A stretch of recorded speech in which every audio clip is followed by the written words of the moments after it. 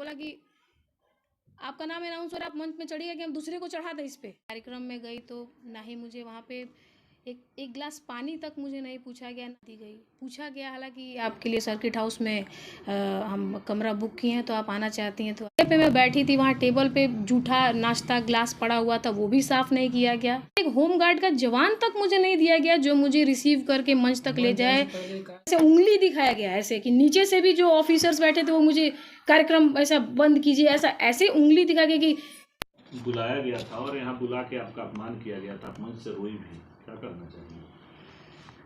जी, जैसा कि आप सभी जानते हैं, कल 15 अप्रैल को थावे महोत्सव में मुझे पर्यटन विभाग बिहार सरकार द्वारा बुलाया गया था। मैं यहाँ पर आई, ना ही मुझे रिसीव करने के लिए कोई गाड़ी आई एयरपोर्ट। हालांकि मेरा घर गोपालगंज ज़िला में पड़ता है। हमारे फैमिली वालों ने मुझे रिसीव किया, मैं घर आई। मुझे आने के बाद ना ही मुझे ठहरने की कोई व्यवस्था दी गई। पूछा गया हालांकि आपके लिए सर्किट हाउस में हम कमरा बुक किए हैं तो आप आना चाहती हैं तो आइए। फिर जब हम जाने के लिए नेक्स्ट डे एग्री हुए तो वो भी कहा गया कि भाई यहाँ पे नेता मंत्री जी से भरा हुआ है तो आपके लिए जगह नहीं है, सर्किट हाउस खाली नहीं है। तो ठीक है, मेरा घर है, मैं यहाँ पे रह सकती हूँ। ना ही उसके बाद मैं जब कार्यक्रम में गई तो ना ही मुझे वहाँ पे एक गिलास पानी तक मुझे नहीं पूछा गया, ना ही ढंग से मुझे एक बैठने की जो जगह होती है, जो साफ़ सुथरा जगह, ना ही मुझे एक अच्छा कमरा दिया गया। जिस जगह पे मैं बैठी थी वहाँ टेबल पे जूठा नाश्ता ग्लास पड़ा हुआ था, वो भी साफ़ नहीं किया गया।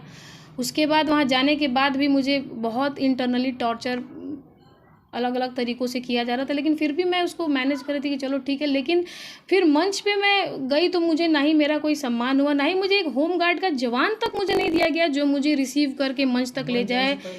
या हाँ, और मंच पे जब अनाउंस हुआ मेरा नाम कि प्रियंका सिंह को परफॉर्म करना है, तो उसके बाद थोड़ा, जैसे मेरी आदत है, हर आर्टिस्ट का एक रूल है, एक बना रहता है कि हम इस तरह से शुरुआत करेंगे।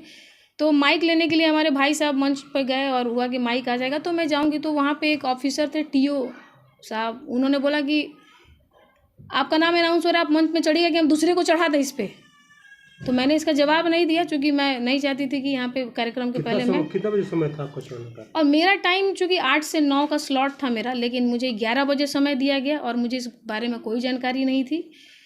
उसके बाद जब बीच बीच में बहुत डिस्टर्ब किया गया, मुझे कई बार ऐसे उंगली दिखाया गया ऐसे कि नीचे से भी जो ऑफिसर्स बैठे थे वो मुझे कार्यक्रम ऐसा बंद कीजिए, ऐसे उंगली दिखा के कि फिर लास्ट, मतलब मैं फिर भी लेकिन गाती रही। फिर एंड में मुझे खबर आई कि कार्यक्रम बंद करना है, किसी कोई इश्यू हो गया। मैंने बोला ओके।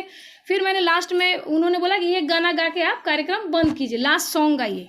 जब पब्लिक उस समय इंजॉय कर रही थी, झूम रही थी, लोग डिमांड कर रहे थे, उस समय ये कहा गया कि कार्यक्रम बंद करना है। और तो मैंने बोला ठीक है। उन्होंने बोला एक गाना गाइए और उसके बाद कार्यक्रम, जी मैं बता रही हूँ आपको।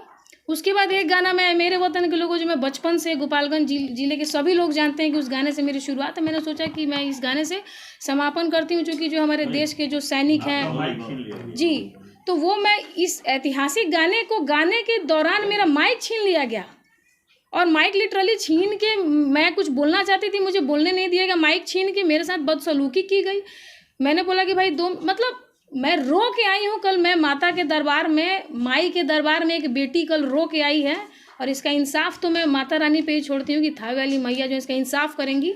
और मैं बिहार सरकार पर्यटन विभाग से मैं यही मांग करती हूँ कि मेरे साथ जो अन्याय हुआ है उसका न्याय मुझे चाहिए, मुझे न्याय चाहिए। आपके साथ किया गया, क्या लगता है आपको? अब मुझे तो नहीं पता कि मेरे साथ ऐसा क्यों किया गया, क्योंकि गोपालगंज में बचपन से मैं पली बड़ी हूँ और मैंने यहाँ के सारे लोगों ने मेरी जर्नी देखी है, सबने देखा है कि मैं कैसे आगे बढ़ी हूँ बचपन से यहाँ पर मैं। और हाँ, बचपन में इनफैक्ट जिला प्रशासन के जो लोग थे, जब हीरालाल जी डीएम थे, के पाठक जी थे, उस दौरान मुझे समझिए कि काफ़ी लोगों ने सहयोग किया था, जिला प्रशासन ने। लेकिन जिला प्रशासन से उनको मुझसे क्या दुश्मनी है मुझे नहीं पता। हालांकि मेरे पिताजी भी यही कार्यरत थे, सदर ब्लॉक में बड़े बाबू थे, सभी लोग जानते हैं। और मैंने तो कभी किसी का यहाँ कुछ बिगाड़ा नहीं है, नहीं आम किसी भी प्रशासन का या आम जनता का। तो आम जनता तो खैर हमारे साथ है, हमारे सपोर्ट में हमें बहुत सहयोग की है। लेकिन जिला प्रशासन को क्या समस्या मुझे नहीं पता है। तो अब मैं यही बोलूँगी कि आप सब मुझे न्याय दिलाइए, बस मैं यही बोलूँगी।